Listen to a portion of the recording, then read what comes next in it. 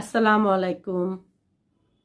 আমরা আজগোলেতে যাওয়ার পর সাথে সাথেই ওরা আমাকে ইমার্জেন্সিতে নিয়ে গেল।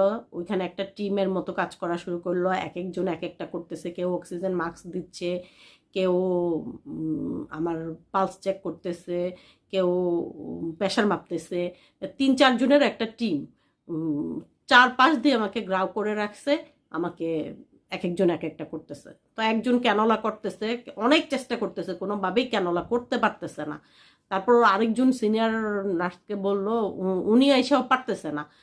তো ওনারা পারতেছে না দেখেই আর আমার আগের ক্যানোলাটা খুলে নেয়, যেটা ইব্রাহিম কার্ডিয়া থেকে আমাকে করে দিছে। তো ভাগ্যিস তার আগে খুলে নেয় নাই। তো অনেক চেষ্টার পর পারলো না। তো আমি বলতেছি যে একটা তো আছে, তাহলে আপনারা কেন আবার ইয়ে করতেছেন? পরে বলতেছে যে না, এটা আমাদের রুলস, আমরা সব কিছু আমাদের আবার করে নিই। তো ওনারা এইভাবে ইয়ে করতেছে, করার পর আমি একটা জিনিস ফিল করলাম আসলে আজগর আলীতে, যে আসলে তারা সেই মুহূর্তে আমাকে যে একটা অক্সিজেন দিছে, আমার মনে হয়েছে যে বেশ পাওয়ারের, মানে প্রচণ্ড একটা ইয়ে আমার কাজ করতেছিল। তারপর বেশ অনেক লিটার সম্ভবত। পরে শেষে তারা সেই ক্যানোলাটাই রাখলো। আমার লোকজন তো আমার কাছে আর নাই কেউ, আমি তো আর কাউকে দেখতে পাচ্ছি না, কিছু না। তো এর মধ্যে শুধু সোহাগ আসছে আমার ড্রেস নিয়ে যেতে, এবং আমার নাকফুলটা আমার নাকে ছিল, সেটা খুলে তারা হ্যান্ড ওভার করবে। সেই জন্য শুধু এক নজর আমি সোহাগকে দেখতে পাই, শুধু, আর কাউকে না।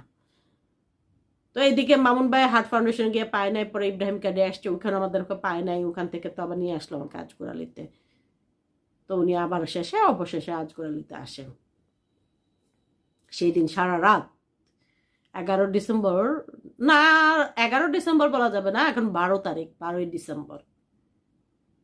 সারা রাত আমরা রাতে 3টা পর্যন্ত রাস্তায় রাস্তায় অ্যাম্বুলেন্সে ঘুরেছি।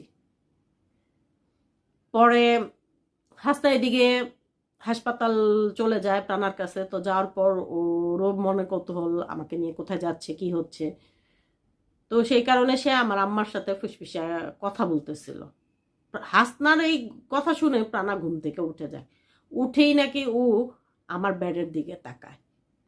আমার বেডের দিকে তাকিয়ে দেখা কি নাই, আমার মেয়েটা নাকি এমন একটা চিৎকার দেয়, ও ফুপ্পি গো, আমার আম্মু কোথায়। ওর এই চিৎকার আমার ননদ তখন সহ্য করতে পারে নাই। আজকে এই পর্যন্তই।